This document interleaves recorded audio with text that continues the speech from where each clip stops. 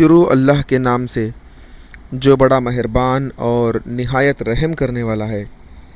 حر ابن رباحی اور امام حسین رضی اللہ تعالیٰ عنہ۔ حضرت امام حسین رضی اللہ تعالیٰ عنہ کی روانگی کی خبر پا کر ابن زیاد نے حر بن رباحی کو 1000 کا لشکر دے کر حضرت امام حسین رضی اللہ کو گھیر کر کوفہ لانے کے واسطے آگے بھیج دیا۔ حضرت امام حسین رضی اللہ تعالیٰ عنہ نے جب لشکر کو دیکھا تو ایک شخص کو معلوم کرنے کے لیے بھیجے کہ یہ کیسا لشکر ہے۔ اتنے میں حر ابن رباحی نے خود حضرت امام رضی اللہ تعالیٰ عنہ کے سامنے آیا اور کہنے لگا کہ مجھے حضرت ابن امام زیاد حسین نے آپ کو رضی گھیر اللہ کر تعالیٰ کوفہ عنہ میں نے جانے کے لیے بھیجا ہے۔ اس لشکر میں ایک خطبہ پڑھ کر سنایا کہ اے لوگو، میرا ارادہ ادھر آنے کا نہ تھا، مگر تمہارے خط پہ خط مجھے ملتے گئے، وہاں سے قاصد آئے کہ جلد آ جاؤ، تو سب کے کہنے پر اور بلانے پر میں یہاں پر آیا ہوں۔ تو حر بولے کہ خدا کی قسم، میں ان خطوط میں سے خبردار نہیں ہوں، میں نہیں جانتا کہ تمہیں کون سے خط بھیجے گئے تھے۔ تو حضرت امام حسین رضی اللہ تعالیٰ عنہ نے فرمایا، مگر تمہارے اسی لشکر میں بہت سے ایسے آدمی موجود ہیں جنہوں نے مجھے خط لکھے ہیں۔ پھر آپ نے ان کے سارے خطوط کو پڑھ کر سنایا۔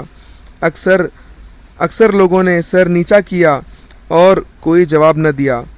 حر نے حضرت امام حسین رضی اللہ تعالیٰ عنہ سے کہا کہ حضرت ابن زیاد نے مجھے آپ کو گھیر کر کوفہ میں لے کر آنے کو کہا ہے، مگر میرے ہاتھ کٹ جائیں جو آپ پر تلوار اٹھاؤں، چونکہ مخالف میرے ساتھ ہے، اس لیے مصلحت یہی ہے کہ میں آپ کے ہمراہ ساتھ رہوں۔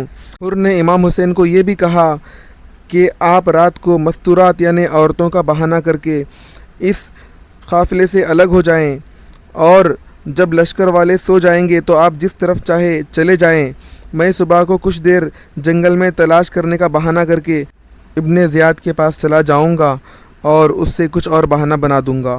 سیرۃ الشہادتین صفحہ نمبر 19، تذکرۂ کربلا صفحہ نمبر 19، اس پیج پر یہ سارا مذکور موجود ہے۔ تو سامعین اکرام، حضرت امام حسین رضی اللہ تعالیٰ عنہ محض حجت کے لیے ان لوگوں کی دعوت پر وہاں آئے تھے، اور صرف دین کی حمایت کا جذبہ آپ کو آگے لے گیا تھا۔